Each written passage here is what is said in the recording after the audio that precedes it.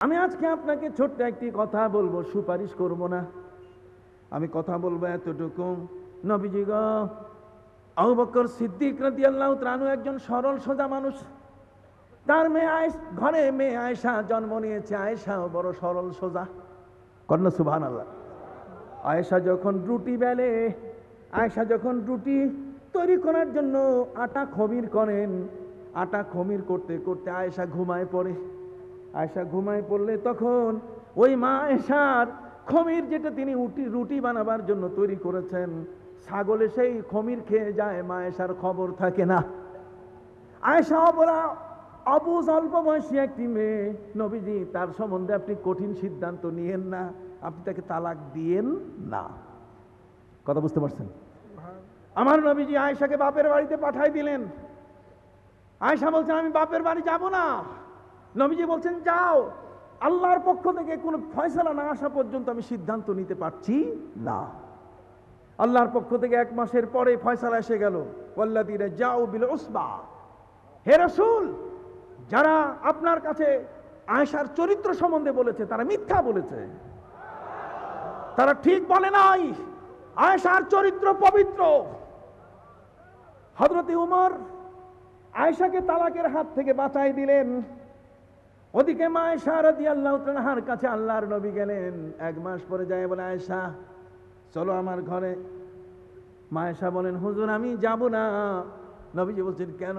চোখের পানি ছেড়ে দিয়ে মা আয়েশা কাঁদা শুরু করলেন। নবীজি গো, জীবনের 1 সেকেন্ড আপনাকে না দেখে আমি থাকতে পারি নাই। আর 1 মাস পর্যন্ত বাপের বাড়িতে আমাকে পাঠাই দিয়ে রেখেছেন। আমার 100 কোটি বছর চলে গেছে। প্রতিটি দিন আপনাকে দেখার জন্য আমি পাগল পারা হয়ে উকি ঝুঁকি মারতাম।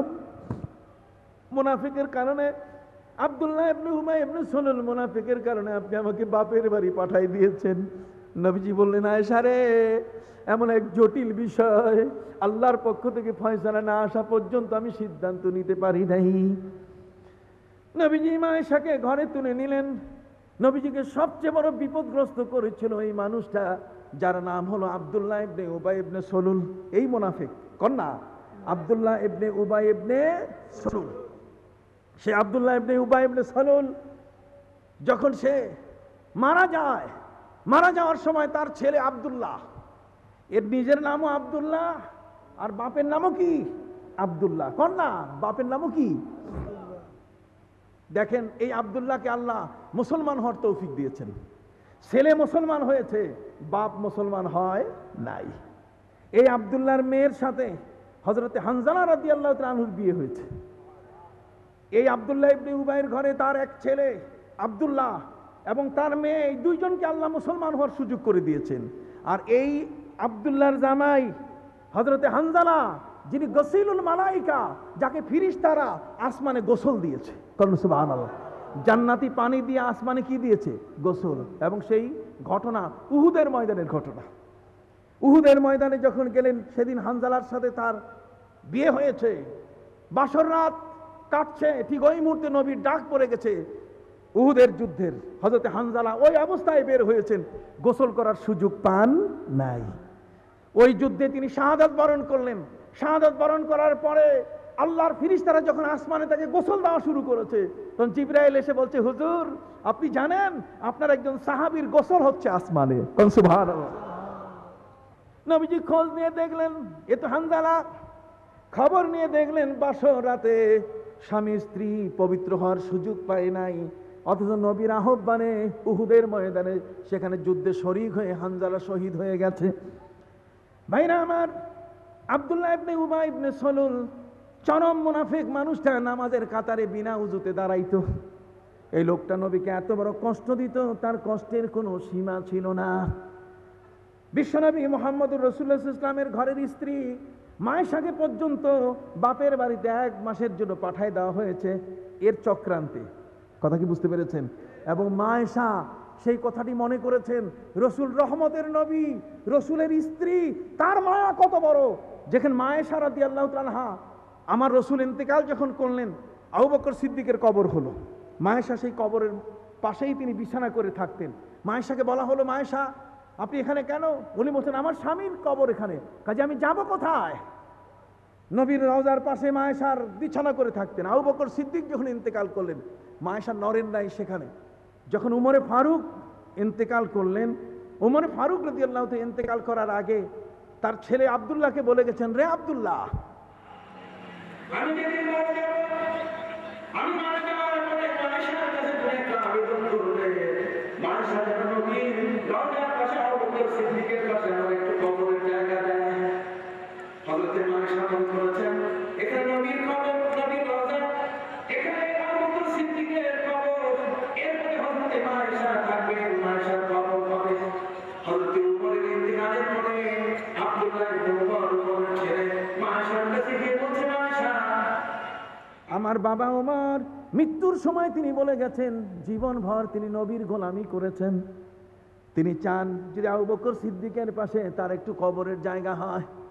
সাথে সাথে মা আয়েশার মনে পড়েছে ওই ঘটনা, ওই যে ঘটনা, যেই ঘটনার মধ্যে হাসান ইবনে সাবিত বলছেন, হুজুর তালাক দিয়ে দেন আয়েশাকে, আর হযরত উমর বলছেন, হুজুর তালাক দিয়েন না, অবলা, রুটি বেলতে বেলতে রুটির আগে যে খমির, ওই খমির করতে করতে সেই খমির খেয়ে যায় ছাগলে, কাজে আয়েশাকে আপনি তালাক দিয়েন না, আয়েশাকে আপনি কোন রকম তালাক দিবেন না, আবু বকর বড় কষ্ট পাবে। কথা বুঝতে পারছেন? হযরতে মা আয়েশা রাদিয়াল্লাহু তাআলা আনহা, তার মনে পড়ে গেল হযরতে উমরের সেই কথাটি, যে উমরের কারণে তালাকের হাত থেকে আল্লাহ আমাকে হেফাজত করেছেন। কন্যা সুবহানাল্লাহ। হযরতে মা আয়েশা বলে দিলেন, ওয়াল্লাহি লা ওয়াসিরুন্নাহু আলাইয়া, খোদার কসম করে বলছি, আমার যেটা কবরের জায়গা সেটা আমি হযরতে উমরকে দিয়ে দিলাম। হযরতে উমরের কবর হয়ে গেল। মা আয়েশা তার প্রতিদান দিয়ে দিলেন, রহমতের নবীর সাথে কানেকশন, কত বড় দয়া! কন্যা সুবহানাল্লাহ। আসুন, আব্দুল্লাহ ইবনে উবাই ইবনে সালুল মুনাফিক, যে নবীর স্ত্রীকে ঘর থেকে বাপের বাড়িতে পাঠাবার ব্যবস্থা করেছে, এই আব্দুল্লাহ ইবনে উবাই ইবনে সালুল সাহাবায়ে কিরামের পাশে এসে নবীর উষ্টি, নবী যে উটের উপরে সওয়ার হতেন তার পাশে এসে হাজির। নবীজির উট মোবারক, নবী যে উষ্টির উপরে সওয়ার, সেই উটটা পেশাব করে দিছে। পেশাব করে দেওয়ার কারণে আব্দুল্লাহ ইবনে উবাই ইবনে সালুল কাপড় নাকের মধ্যে লাগাইয়ে বলতেছে, মুনাফিকটা, খুব দুর্গন্ধ। সাহাবীরা বলছেন, নবীর উষ্টির পেশাব যেটা, এটা মেশকাম্বরের চেয়েও পবিত্র। দেখছেন সাহাবীদের আকীদা। আর ওরা আজকে পাঁচ করলি একটা মাথায় দিয়া কয় না, এখান থেকে নবীকে সালাম দেওয়া যাবে না, এখান থেকে নবীর মহব্বত এরকম হবে না। মহব্বত বেটা তুমি শিখাবে, মহব্বত সাহাবায়ে কেরাম শিখাবেন। কোন সুবহানাল্লাহ। আমরা মহব্বত শিখবো কার কাছে? সাহাবায়ে কেরামের কাছে। আমরা মহব্বত শিখবো আবু বকর সিদ্দিকের কাছে, আমরা মহব্বত শিখবো উমরের কাছে, আমরা মহব্বত শিখবো হযরত আলীর কাছে, মহব্বত শিখবো হযরত উসমান যুন্নুরাইনের কাছে। তোমাদের কাছে আমরা শিখবো না। কেন শিখবো না? এই কারণে যে আমাদেরকে তোমরা বেদাতি কও, আমরা তোমাদেরকে কিন্তু এখনো বেদাতি পুরা এখন কোয়া শুরু করি নাই। নাহলে মাথার পাঁচকল্লি টুপি, এটা জন্মস্থান মদিনা না, মদিনার এটা জন্মস্থান মদিনা নয়, অসম্ভব। মদিনা এটা জন্মস্থান নয়, এটা জন্ম নিয়েছে ভারতে, এটা আরবে জন্ম নেই। কথা কি বুঝতে পেরেছেন? ভাইদের খেদমতে আরজ করতে চাই, এত বড় বেদাত নিয়ে হাঁটো, আর আমাদের নবীর প্রেমটাকে তোমরা বেদাত বলো। প্রেম শিখবো, মাথায় বেদাত নিয়ে হাঁটো। হ্যাঁ, ওই বেদাত নিয়ে তোমরা চলো।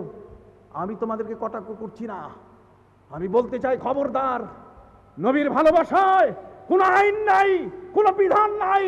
নবীর ভালোবাসা কাটছাট করার মতো ক্ষমতা তোমাদের হাতে আল্লাহ দেয় নাই।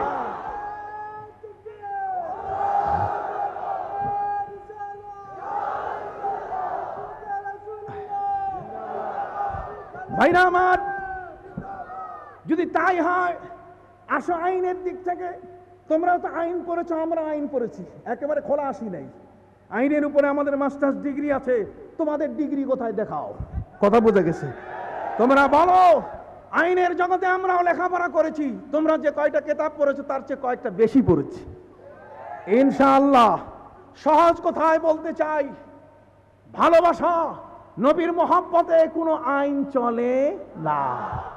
যদি ভালোবাসায় আইন চলতো, তা আল্লাহ রসুলের পেশাব পান করে সাহাবীকে রসুল বলতেন না যে জীবন ভরা তোমার গায়ে আর আতর মাখা লাগবে না, তোমার গায়ের থেকে মেশকাম্বরের ঘ্রাণ বের হবে।